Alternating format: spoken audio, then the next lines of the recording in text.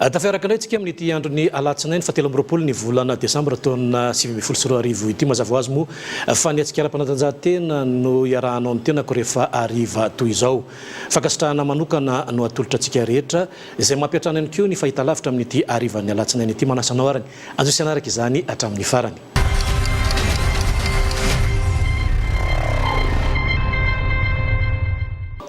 Resantsika voalohany manodidina ny fananana izay natao tany Maurice izay nahazahoantsika laharana voalohany ho an'ny lehilahy. Nanana solitena roa isika dia i Zoé sy Bigman atao anatin'izay fampanabokona-nozatra izay zava-dehibe izy ity atao anatin'ny sehatra satria dia saika ireo firenena anisan'ny manana tantara taty amin'ny Ramasimbe Indiana no nandray anjara atao anatin'izany ary nisy ihany koa nefa tompon-daka eran-tany ary nefa dia tsika aloha vosotra voalohany andeha rahantsika izay fanadihatiana izay.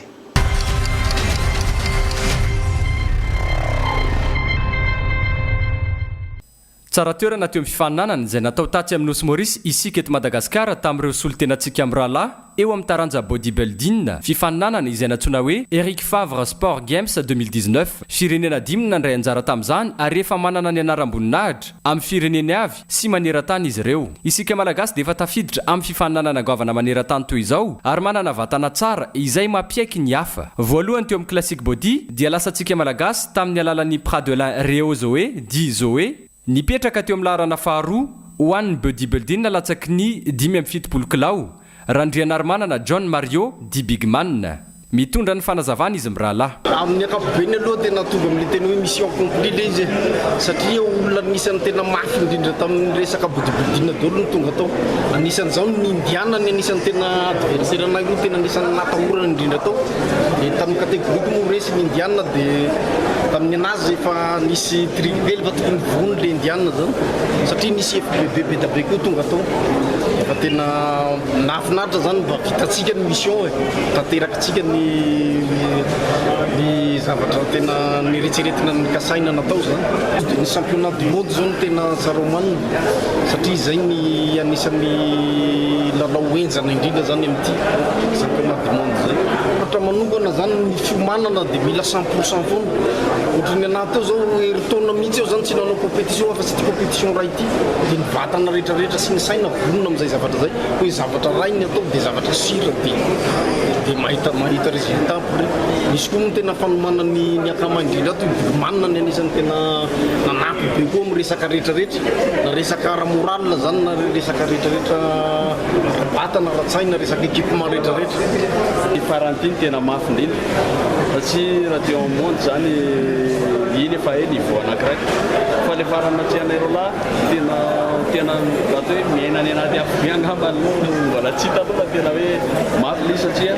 efa anatin'ny saina zany le Indiana mihitsy zany tena mibana tao satria le Indiana efa champion du monde deux fois ny anahy nenende joué koa champion du monde deux fois zany efa reo zany efa mpitety fireneny le bandreo mana bodybuilder mahafantatra an'izay ny Indiana tena anisan'ny athlète mafy indrindra ratsakolo niezaka zany moa tao koa nisy fanampian'ny coach Alana zay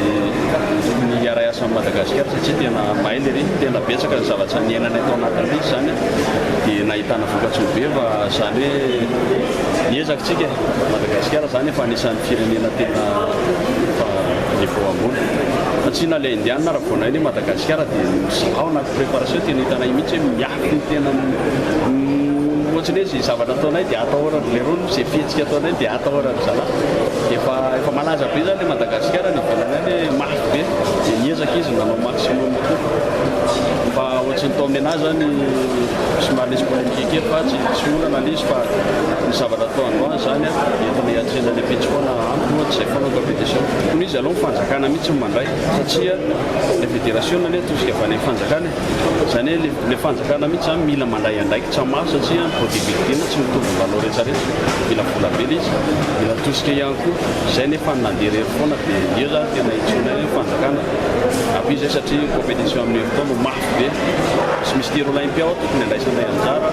championnat du monde tokony andraisanay anjara zany rehetrarehetra zany ankoatra amin'ny majinjin ny coupe of titan ny Eric Favre des champions Eric Favre tokony andraisanay anjara rehetrarehetra zany tsofi mila mifanjakana ohatrany sport hafa hoe mba ampiana dia mila ampiana koa zany mafy le préparation tena mafy. zava-dehibe sarotra iny fifaninanana iny nefa kosa isika malagasy dia efa nanomatena fatratra ka mazava ny vokatra miantso ny fanjakana malagasy ireo mpikatroka sy filohan'ny federasiona mba hijery sy anoana ireo atleta satria mianto tena trano ireo mpilalao amin'ny fifaninanana eo amin'ny sehatra iraisam-pirenena tsara trano ny vokatra entin'izy ireo mody atandrazana nefa tsy misy fandraisana mivantana ataon'ny fanjakana matsiaro toy ny zanak'ikala hafa izy ireo ankehitriny satria volamena sy volafotsy maro no efa azo tamin'ity taon'ity izay tsy nisy ny fandraisan'ny filoam-pirenena azy ireo manantena fiarah-miasa amin'ny fanjakana foibe nefa ny federasiona malagasy ny fanabokona n'ozatra sy ireo atleta maro misy eto Madagasikara.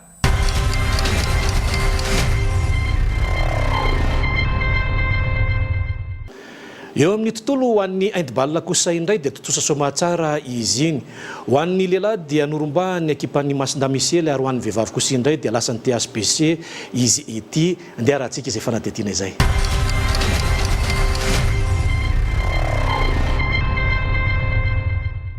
Nandritry ny 5 andro ny fifaninanana ho an'ny fiadinan'ny tompon-dakany Madagasikara teo amin'ny taranja handball tetsy amin'ny kianjan'ny tafona Korondrano nampiatrahana izany. Ny lalao famarana kosa dia ny lapa fanatanjahantena tetsy Mahamasina. Mazava ny vokatra tamin'ny fiainana teo amin'ny vehivavy TSBC sy ny SAE. Resiny ity voalohany tamin'ny sa 30 no 20 araka izay dia mbola manapirofo ny tovavy avy ao amin'ny TSBC fa mbola izy aloha hatreto no mbola nandrombaka ny amboara betsaka indrindra tamin'izay fifaninanana izay ho an'ny sokajy vehivavy. Teo amin'ny lehilahy kosa indray ny fiainana teo amin'ny miaramila sy ny ekipan'ny Saint-Michel izay ady goavana tokoa izy ity satria dia saika teo amin'ny lalao famaranana trany reto Masindamisely reto no resy amin'ity fotoana ity nefa dia norumbany izy ireo ny anaram-boninahitra ho an'ny fiadinan'ny tompon-dakany Madagasikara zany hoe 420 miantona izany 230 no 720 nisanisara ny rotot mazava fanehonkevitra nataon'ny filohan'ny federasiona malagasy ny taranja handball. Le nasina fezana bebe koa zany les jeunes les tanora zany le cadet junior na lasy vavy no tena natao de ny senior mo tanareo za zany mahita hoe champ match les senior na de fambampina ary zareo any amin'ny faritra iorganiser match rehefa 26 juin sy amin'ny occasion reny zany nafarany taona de teo zao hitanareo ekipa efatra ny vehivavy ny tonga nefa tokony fito hoe zany resaka fahasahiranana daholo zany hoe manakana zany amin'ny fivoarana sy le fandrosoana mihitsy le izy lehilahy indray aloha dia vitantsika eo za mahita niveau lehilahy fa niakatra be ny niveau lehilahy atsika roboso arivo dia tena mafonjafonja le izy na eo amin'ny lafiny ara stage na eo amin'ny lafiny araka compétition nationale na compétition internationale dia mafonjafonja satria raha hiteny fotsiny aho zao hoe au niveau ny nampiarahana amin'ny zone 7 za koa moa président zone 7 fatanareo ihany dia sy zahatra rehetra ataoko amin'ny zone 7 zany dia ataoko a Madagasikara koa dia zahatra natao amin'ny zone 7 zany zao dia hoe mosy daholo tsina le tanàna efatra Maurice, Madagasikara, Comore, Seychelles dia idéveloppena ny handball zany dia ho exploitentsika ny plage rehetrarehetra. Iny ihany koa ny mamarana ny topilalovana ary efa mipetraka ny tetiandro ho amin'ny taona ho avy io.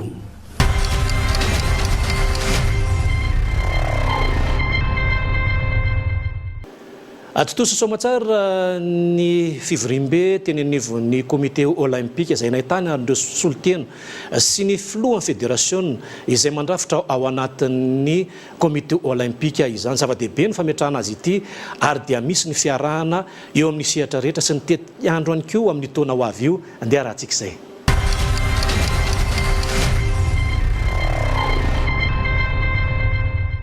Nanatotosa ny fivorimbe ny tenenivon'ny comité olympique malagasy nahitana nireo solotena sy ny filohan'ny federasiona ao anatin'ny fikambanam-beany izay comité olympique malagasy izay. Raha 7 izy ireo hoan'ny teo aloha dia niakatra ho 30 zava-dehibe izy ity afaka miditra araka izay fangatahan'ny federasiona ao anatin'ny koma ny federasiona rehetra raha ny fanazavana andeha nasolony aiko sy teny azy. Nena hafa zany misy natao hoe sport olympique misy non olympique ireny sport reny fa tenena imbetsaka hoe midira ho membre olympique tekbol tsy sport olympique fa manao demande izy dia ampidira ho membre ary manatombotra hoazy rehefa membre satria lasa miady miaraka amin'izay nefa misy procédure foana le izy misy sport olympique tsy membre ato tahaka ny golf fa tsy resaka verbal izy abdirement fa araha foana le procédure dia membre ianao a tsisy olana miara-miady tsika miara-mandroso sika miara-miasa tsika misy akizy tokony qualifié lasa tsy nanao compétition tsy fanomezantsiny satria misy an'izay communication tsy mipasse dia zao zahay fa mandrindra an'io irattrapena an'izay zavatra zavo azy ny haltérophilie ny athlétisme judo lutte boxe et rugby reo zany no tafiditra ao anatin'ny discipline zay mety ho qualifié amin'io lalao olympique 2020 en Tokyo. Ny tetikasa iatrehan'ireo fédération sy ny fanampiana azo ny fédération hatramin'izay ary ireo izay mbola tsy nahazo dia ny anivo ny comité olympique malagasy no hitondra ny teny eny anivo ny ministèran'ny tanora sy ny fanatanjahantena mazava ihany koa lalakombana ho an'ireo fifananana rehetra amin'ny taona ho avy io zay maro no atrehantsika ao anatin'izay sehatra izay.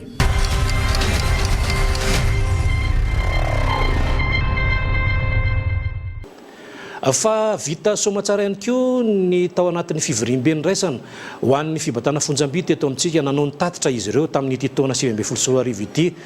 tsy nisy afa-tsy ry zareo tao anatin'ny fibatana fonjam-by tamin'ireo fédération marobe eto Madagasikara nandrombaka medaly volamena betsaka indrindra tamin'ity taona ity satria dia mahatratratra any amin'ny 700 izany dia rahantsika fanadadiana iarahana amin'ny filohan'ny fédération ho an'ny fibatana fonjam-by.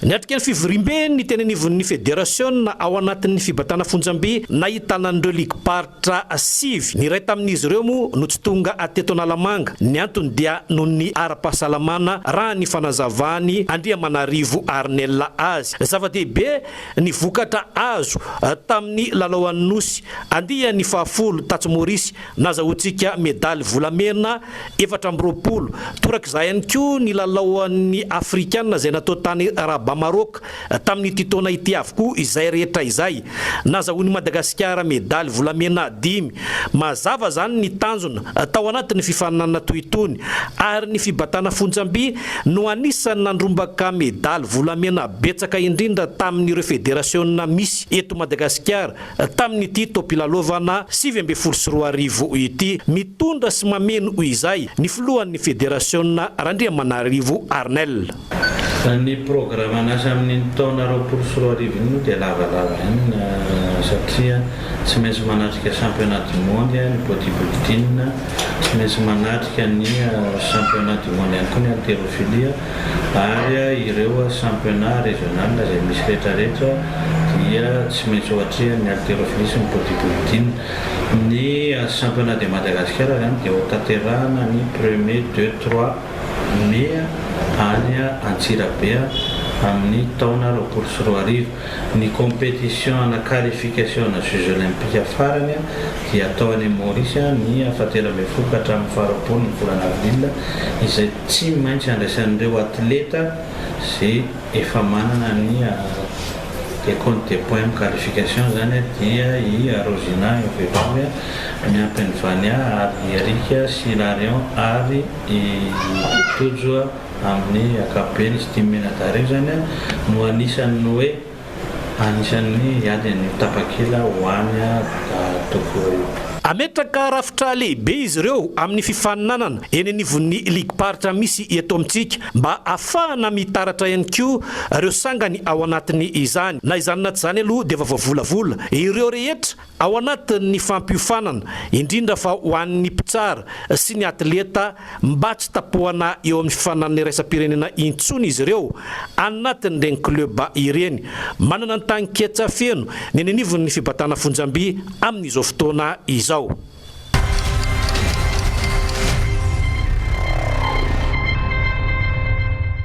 eo amin'ny ady tontolo kosa indray dia mazava ny fanapahan-kevitra nyraisin'ny filohan'ny fédération Rabarson Hermamy tamin'ny fampitandremana ireo rehetra izay miopefy amin'ny itony fifananana itony tsy maintsy mahazo zany ny fankatoavana ny nivon'ny fédération ary izy rery ihany koa no mitantana ilay antsonina hoe taxe force amin'izao fotoana izao efa mipetraka izay rafitra izay ary izy ireo no mampiodina ny lalao rehetra ndeha rahantsika izay.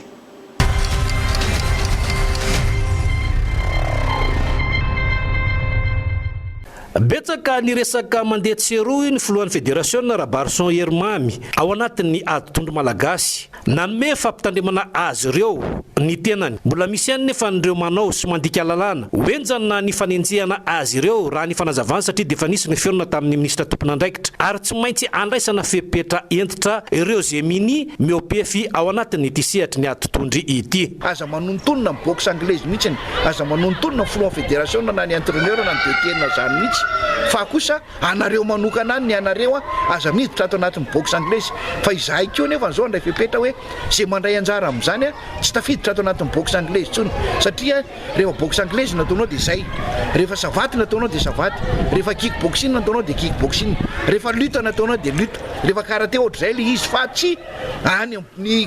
boxe hafa any ianao dia manontonona amin'ny boxe anglaise. Efa fantatra daholo ny anaran'ireo olona ireo amin'izao fotoana fa ireo zany dia lazaina pahabe maso tsy entraîneur ny boxe anglaise reo ary ndray fepetra zay amin'ny club zay raisin'ireo raha mitondra boxe reo amina compétition dia varaisinay antsoratra tonga dia foanana avy hatrany le club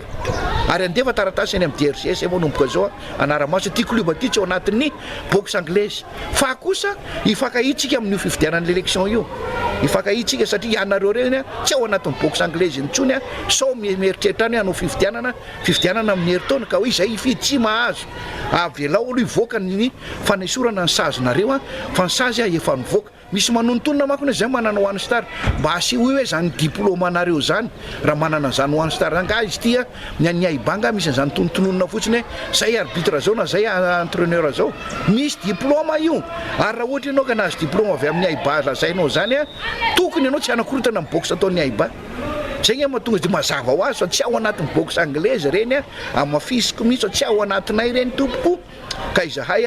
tsy amaly an'refa efa any anatiny avy zay koa tsy manaiky ny afilien reny atao anatin'ny boxe anglaise. Izay rehetra mikarakara etsika zany dia tsy maintsy mahazo alalana eny anivon'ny fédération ho an'ny atondry eto Madagasikara tsisy itsony ny fananana karakaraina etseroa raha misy ny fifananana dia ny fédération izay no mampanao izany satria dia ao anatiny izay tsapa omena ireto ekipam-pirenena ireto tanteraka neto Analamanga ary iroso zany amin'ny volana janoary sy ny volana febroary taona 2024 ho avy izao. Zava-dehibe tokoa ity ady tondry ity ary io nametraka ny anara Madagasikara teo amin'ny Jeux Olympiques amin'ny fandrombahana ny medaly volamena mitony tanjona ary fandresena ny azahoana izany eto amintsika.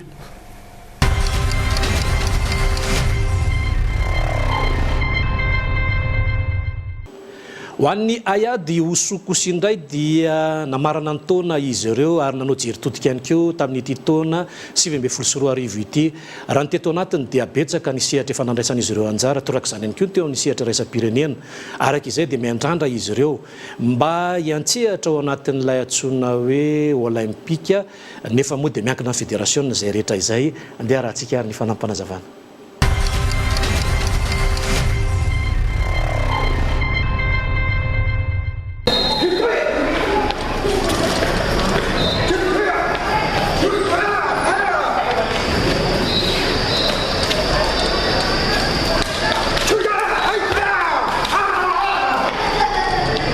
Zava-dehibe no vita ny kung fu Osu eto Madagasikara ao anatin'ny club ny CKWTSM eto Madagasikara. Nateo amin'ny sehatra teto anatiny io, nateo amin'ny raisam-pirenena. Mazava ihany koa fa rehefa farany taona toy izao dia misy mifampivondronana azy ireo. Anaovana ny jeritodika tamin'ny taondasa iny. Marobe no mivondrona ao anatin'ity kung fu Osu ity eto Madagasikara. Araka izao anazavany grand maître Randriamanantena Johnson azy izao. Sotrankolo TV amin'ny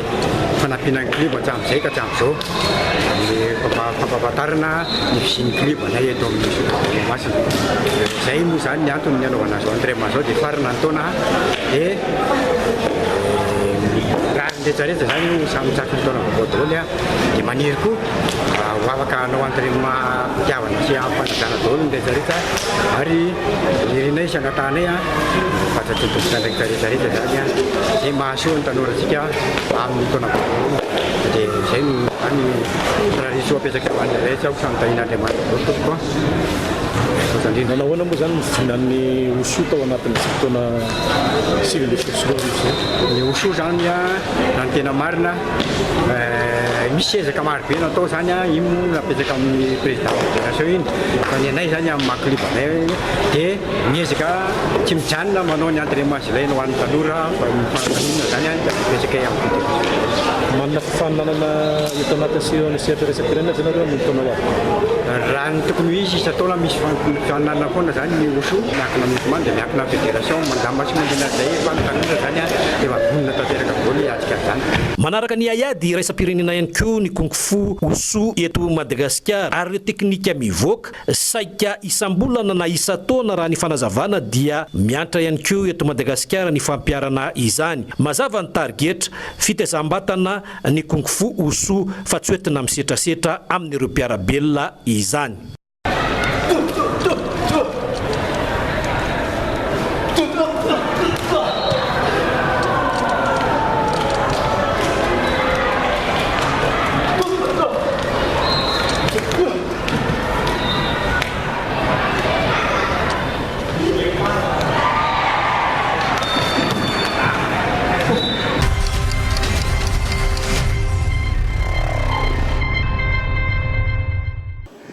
Eo amin'ireo fampivondronana sy ny mpitantana eny anivon'ny fanatanjahantena eto amintsika dia nisy indray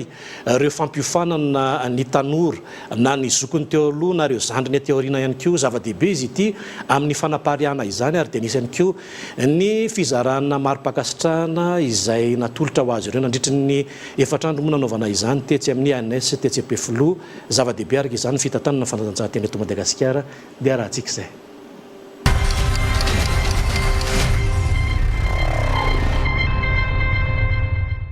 Niatrika fiofanana nandritry ny efatrandro ireo anatin'ny mpitantana ny fanatanjahantena miandamiambavy izy ireo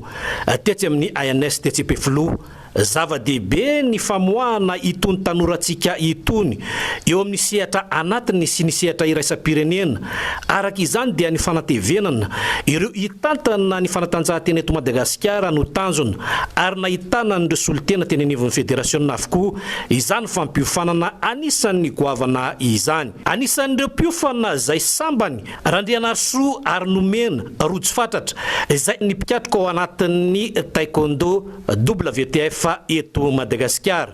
Sambana nanao ty formation ty. Ahoana fomba ampitainao zany amin'ireo le amin'izay nianarana teto zay? Fomba ampitaina le izy ampiarina avy hatrany ny club aloha mazava ho azy satria taekwondo ny discipline koa dia amin'ny club dynamique misy anahy dia tonga dia any fitantanana ny club aloha directement ny fampizarana amin'ny traike foforety teto dia avy eo fampizarana amin'ny ambaratonga zay mifanerasera aminay rehetra. Anao manokana ampy ve le efatrandro? PDB ny zavatra azo tamin'izay ny teny hoe voaray daholo ny zavatra rehetrarehetra hoe tsisy anampiana sarotra fa ny teto efa PDB ny azo lazaina hoe ampy any. Ny teny zany vatsikonao amin'ireo mbola tsy ao anatin'le fiofanana toitony? Tena tsy poan'ny olona mbola tsy nanao fiofanana tongava manao an'ilay izy fa sady ilaina be ilay izy ho an'ny mouvement sportif rehetra eto Madagasikara fa manampy be amin'ny fomba fitantanana indrindrindrindra dia manampy mampivoatra ny sport malagasy mba hanaraka ny norme rehetra maneran-tany. Entina manampy ny mouvement sportif rehetra eto Madagasikara ilay izy resaka fitantanana resaka fomba fitondrana ny mouvement rehetrarehetra dia zetraka efa raisina eto dia entinay eny amin'ny discipline nay tsirairay avy dia eny amin'ny sport ataonay rehetrarehetra ny amin'ny ambaratonga rehetrarehetra. Ny fanapariana sy ny fitaizana ireo tanora ny tanjona ao anatin'ny fifanana toy itony ary hiparitaka manerana Madagasikara reto nivoaka ireto.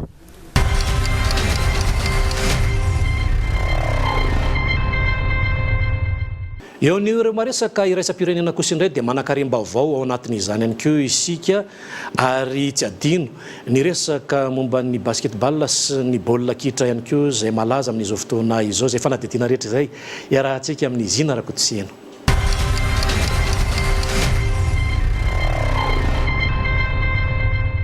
omaly no ny farana ny fifanitsanana teo amin'ny kluba hiatrika ny Africa Basketball League amin'ny taona manaraka izay ahitana kluba 40 ka ireo kluba avy amin'ny fifaninana ny Angola, Egypte, Kenya, Maroc, Nigeria, Rwanda, Senegal, Afrique du Sud ary Tunisie miampy ireo kluba efatra izay niatrika ny manasadalana teo amin'ny division antsinanana sy division andrefana tamin'ny farany herinandro teo. Ity fivanana vaovao ity zany dia mahatra tompilalaovana iray ary ny NBA sy ny FIBA Afrika no tomponantoka amin'io.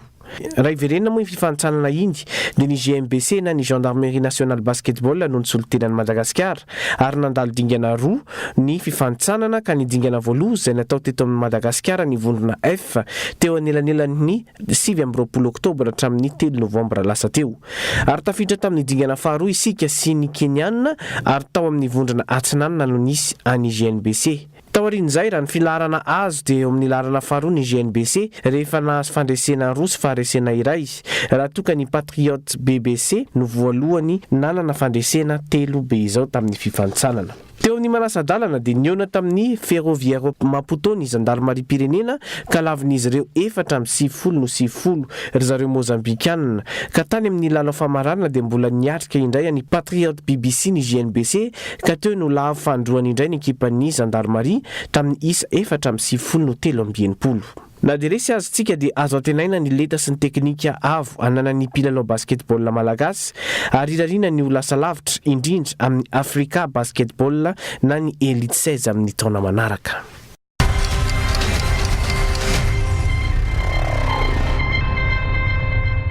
Ny farana omaly ny fifaninanana teo amin'ny firenena mivondrona ao anatin'ny UFFOI latsaky ny 20 taona teo amin'ny sokajy vehivavy izay natao tany Maurice. Ity fifaninanana ity moa dia ny fifaninanana izay tafiditra ao anatin'ny andiany voalohany. Koa lasan'i Madagasikara ny amboara tamin'izany rehefa navita fandresena 4 ary navita nafaty baolina 7-30 raha 3 fotsiny no namonona teo aminy. Raha tsy aivina moa dia fifaninanana iraisana na championnat no sokajy nanaovana ity fifaninanana ity ka izay tafavoaka voalohany no tompon-daka. Raha tsy aivina moa dia Madagasikara dia nandresy atrany ary atsala indray mandeha tamin'ny lalao nataony tamin'ny Nosy Maurice, Nosy Rodrigue ary ny Nosy Mayotte ary atsala kosa teo amin'ny Nosy La Réunion. Omaly tokoa no nahafantarana izay ho tompon-daka satria ny alohan'ny lalao dia tsy maintsy nandresy tamin'ny elanelan'isa valo ny La Réunion raha teo ho tompon-daka saingy tamin'ny isa 4 no nandresenany Mayotte ka lasa ny Barea zany ny amboara. Ny mpilalao nafaty baolina be indrindra tamin'ny fifaninanana iny dia lasa ny Réunionnaise Léa Falvi izay nafaty baolina 13 raha ny faharoa kosa dia ilay malagasy Novelina Tombo nafaty baolina 12. Ity fifaninanana ity moa dia anomboka hita hatramin'ny sokajy hafa ihany koa amin'ny baolina kitra raha ny efa nisy teo amin'ny sokajy latsaka ny 15 taona izay notanterahana tamin'ny volana lasa teo iny ka teo amin'ny manasadalana no nahalavo ny ekipa malagasy. Teo ihany koa ny fifaninanana eo amin'ny samy club tompon-daka izay nanomboka tamin'ny taona 2012 ka ny andiany voaloha ihany no lasa ny La Réunion fa ny andiany 5 manaraka kosa dia lasa ny club avy eto an-toerana avokoa. Tsara zany vokatra ho an'ny baolina kitra teto Madagasikara tamin'ity taona ity nanomboka tany amin'ny Cannes ny Kozafa ary indrindra ihany koa tamin'ny fifaninanana maro izay nataon'ny ekipa malagasy. Ary farany moa dia mety mbola anolo ny toeran'ny Mauritanie ihany Madagasikara eo amin'izay sokajy ny firenena izay anisan'ny tafavoaka sy nahay indrindra tamin'ity taona ity eto Afrika. Ny fahafito ny volana janoary izao moa atao an'ny Egypte no fantatra hoe iza no firenena mendrika indrindra tamin'ity taona 2012 ity.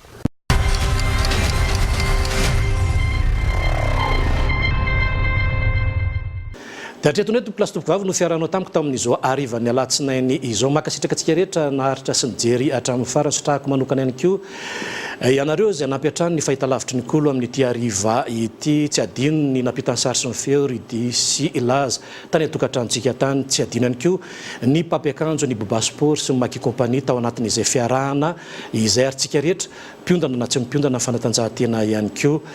Mametraka ny takariva sambatra ary manao ny samy tsara tompoko lasy tompoko vavy veloma tompoko.